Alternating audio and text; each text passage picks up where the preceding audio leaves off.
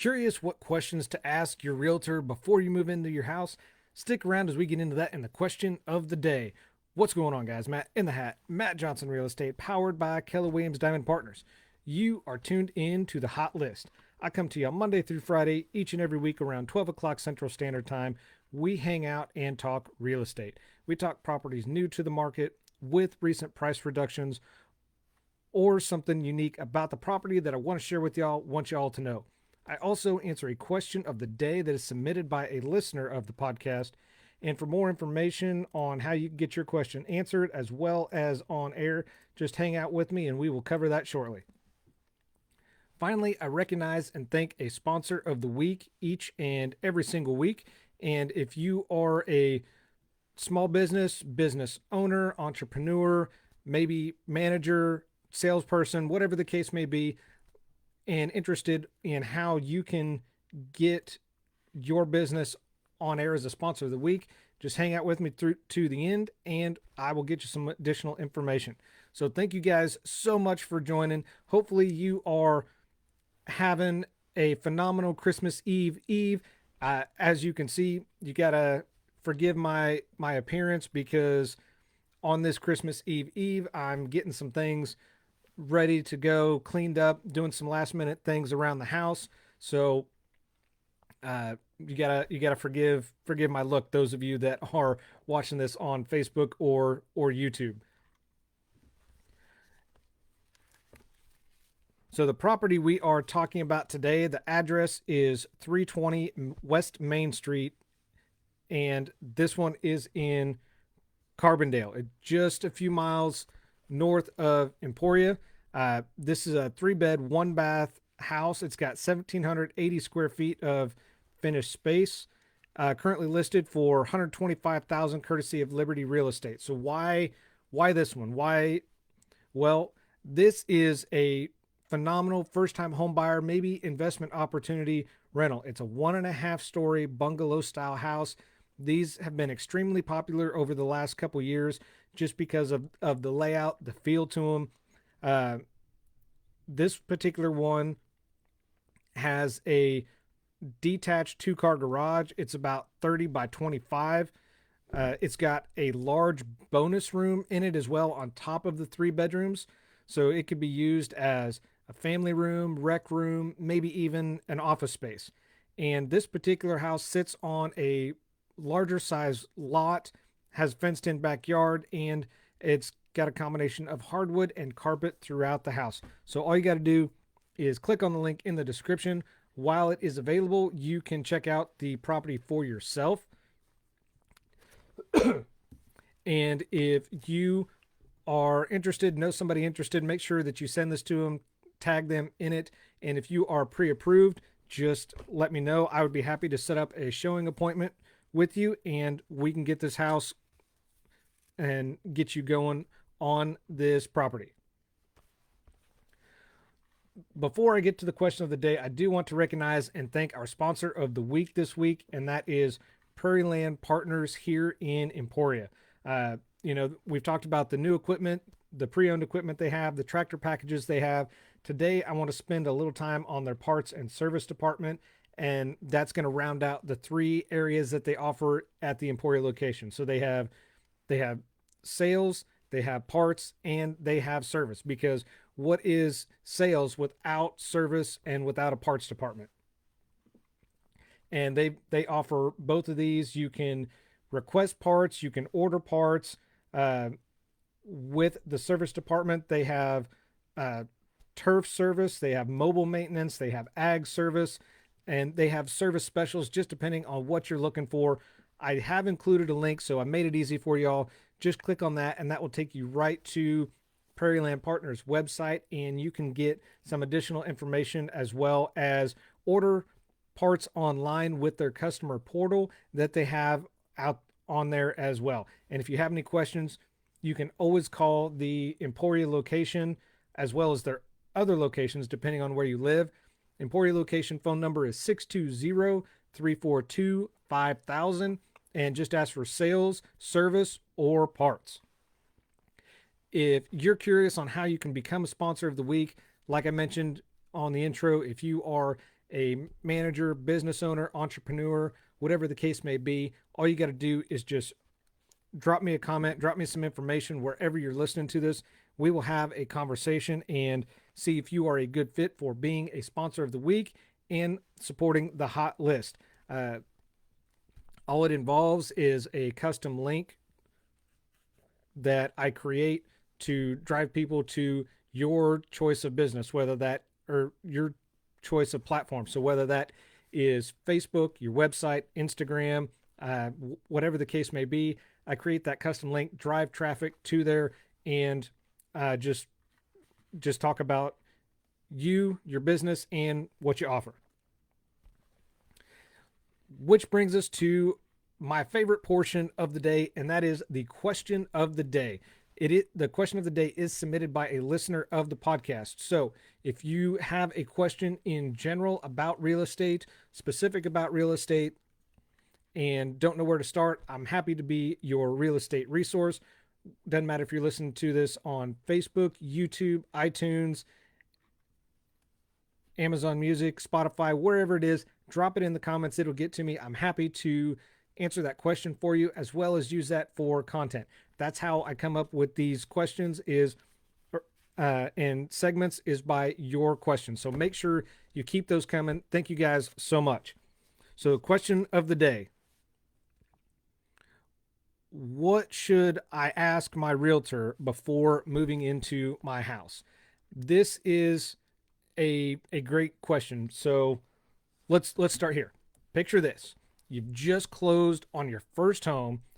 Maybe it's a cute little bungalow style house, large porch on a cul-de-sac, and it's the perfect first house that you dreamed of.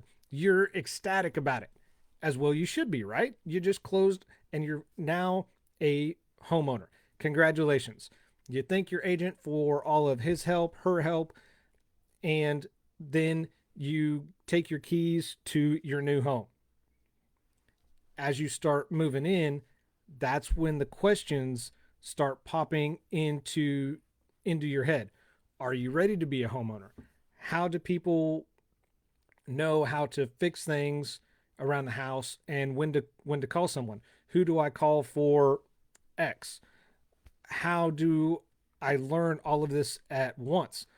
All of us as homeowners have been at that point at one point or another. And as a homeowner, I still don't know how to fix everything in my home. Actually, there's still some things I don't know about my home. I do know who to call anymore for those questions and where to start. So that is what I have learned. So when it comes to your house, whether you've lived there or you're just moved in, a house is a complicated being. There's lots to know. And it's true that there is a lot to know about your new home. It's also true that much of learning about your home comes from time and experience. Now, there were details disclosed to you during the buying process, whether it's from a home inspection or a purchase agreement. Now, the issue with a lot of people running into this is there's so much information coming at them. It's information overload while they're going through this process, and the chances are they missed something of significance and don't remember what it was. So what we're going to cover today are the top 9 questions to ask your realtor before moving in. Number 1, what happened to the garage door remote or extra keys? This is pretty common question, and it's also common for agents to stash an extra key or keys, as well as the openers, in one of the kitchen cabinet drawers or just cabinets in general. So before you freak out and start calling your agent and chewing their ass, just check those before, just to make sure they're not there. Also keep in mind, if they're not there, the chances are your agent is still trying to get these as well, because they may be trying to get them from the former owner or the other agent. I've been down that road before. just know that getting all of the keys as well as the openers is an item that is on your, or should be on your agent's checklist as well. Number two, does anyone else have keys to my house, codes to my garage door, or security system? Let's be 100 right here. There's no way to know for sure because it's unknown to you as well as your agent if the former owner has keys floating around somewhere. Maybe they lent some out to the neighbors, family, or even if they've given the garage code out. Since they obviously know the codes to the garage and or the security system if you have one, I always recommend having your locks rekeyed by a professional as well as your garage door code or security system code reset as well. Number three, where do I find the furnace filter to change it? This is absolutely a an important question because this is going to be part of your basic home maintenance. Usually, filters that are on a forced air system are in one of two places, either within the furnace itself or held to the inside of the cold air return. So while you're looking through the house, whether it's your first look, second look, or your final walkthrough, make sure that you look for this while you're in the house and before you move in. Typically, your cold air return is going to be located in the ceiling somewhere, and that makes it easier to locate. And in most homes, it's also going to be the largest vent that you're going to come across. Older homes that were built before central heat and central air, you may actually find more than one filter. So you may have to replace more than just one filter like on some of the other ones. If that's the case, make sure you replace all of these filters at the same time and just write the date on them. Again, make sure that you check them and replace them at least twice a year. If your filter is inside the furnace, like what mine is, it's pretty easy to either open a door or remove a panel. You find the edge of the filter and just grab a hold of it and pull it out. Now, I would caution some of these have some type of restraint or tension bar in place that way they hold the filter where it should be. So check those, loosen those, whatever the case may be, before you just try to yank that thing out. Number four, where's the breaker box? This is actually going to depend on the age of the home. Most common locations for the breaker box are going to be inside an attached garage, inside a secondary bedroom or utility closet, or in the basement where the power comes into the house. If you're still unable to locate the breaker box, you may have to check outside. I have seen them outside on older homes. What you want to do is search for the electric meter, and the breaker box should be somewhere nearby. If it's outside, it's going to be in a waterproof box, or if you find the electric meter and the breaker box isn't outside, generally it is on the opposite side of the wall you're looking at on the inside of the house. Number five, where is the water shutoff? Just like a breaker box, this can be in a few locations varying by age and style of the home that you purchased. Usually this is on the side of the house where the water meter is, where the house faces the street. So a couple places to check: if you have a cellar, basement, or crawl space, it's going to be located on an exterior wall facing the street. Now, if you have a slab home, it may be near the water heater or inside the garage. I have also seen them outside at the water meter itself. So this is going to be located in a ground level box that's going to be a cement box. Usually has some type of lid or cap on it. You just lift it off, your water meter's right there.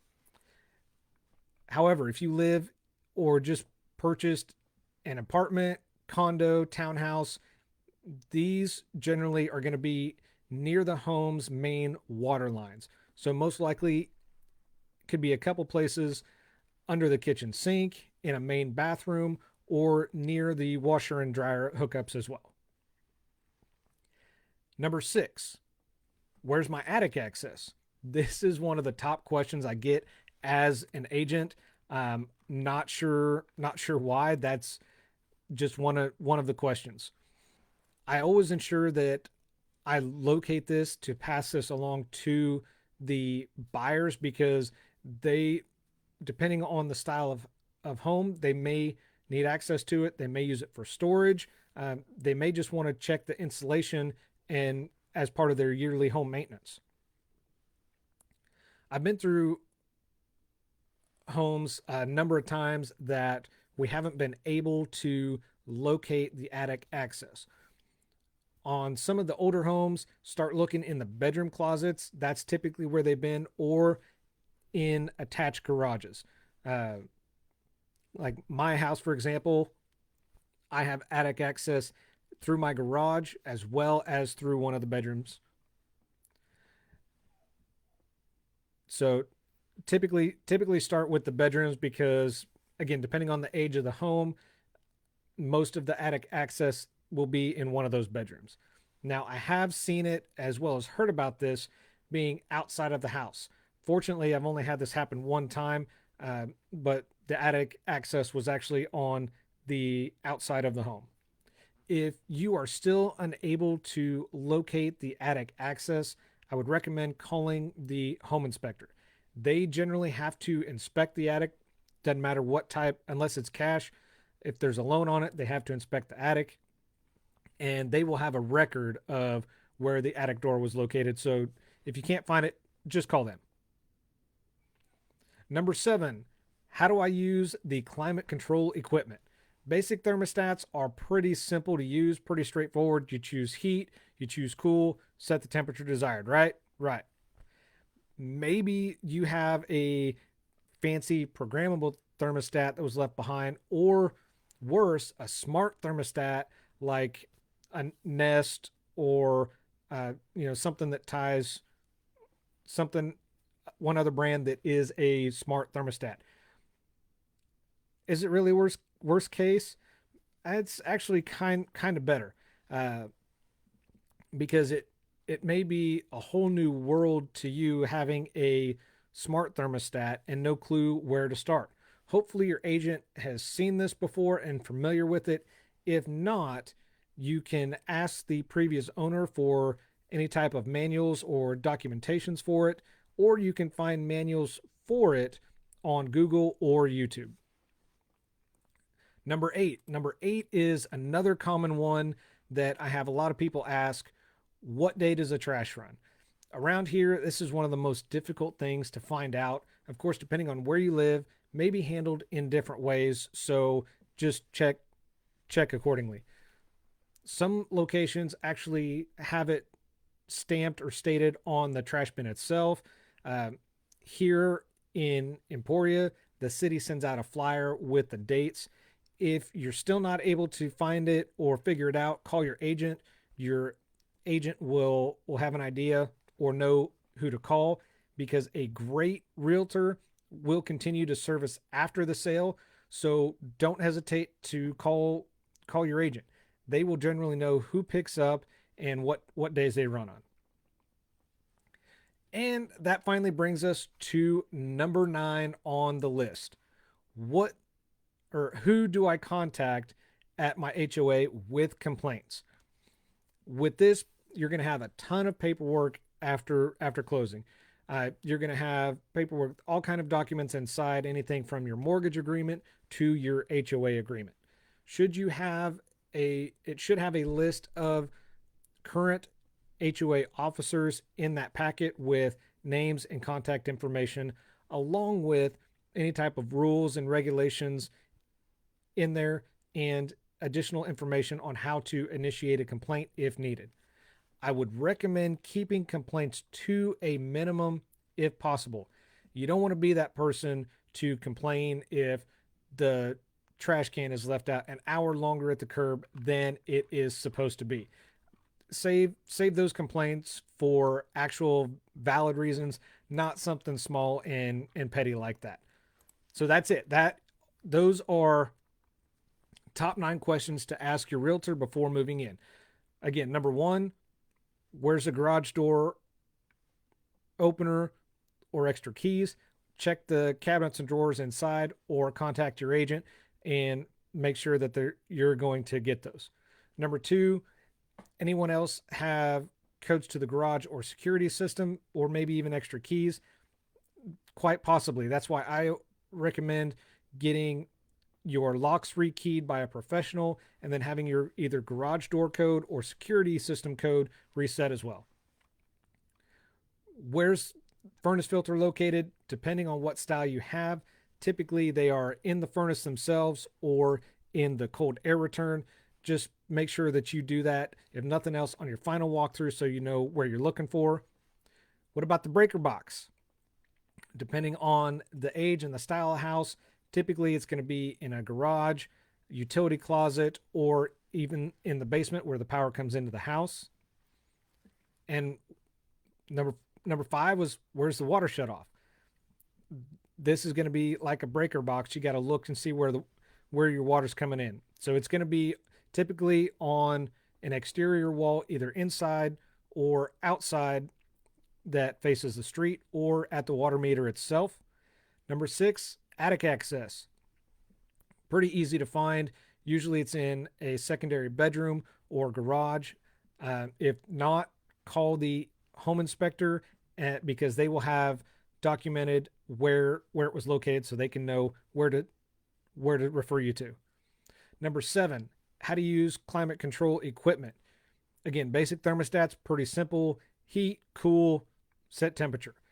If you have a programmable thermostat or smart thermostat like a Nest, then just ask the previous owner to leave any type of documentations. Look for manuals on Google or YouTube.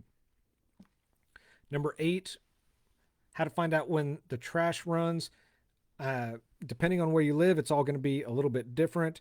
There could be anything from having it stamped on the trash can to flyers in the area that you live, or if nothing else, just call your agent. They might be able to find out or know where to refer you. And finally, number 9, who do you contact at the HOA for complaints? That should be in your closing documents. They should have all of that as far as names, contact information, and how to initiate a complaint. So that's it. That is the top 9 things. Is there something I missed? Is there something that you guys asked before you moved into your current house that is not on my list? Drop it in the comments. Let me know. Until tomorrow, I hope you all have a happy Christmas Eve. Thank you for tuning in the Hot List. Again, my name is Matt Johnson with Keller Williams Realty. I do this because your experience matters and should be trusted with a veteran. Y'all have a phenomenal Christmas Eve, and I'll see you tomorrow.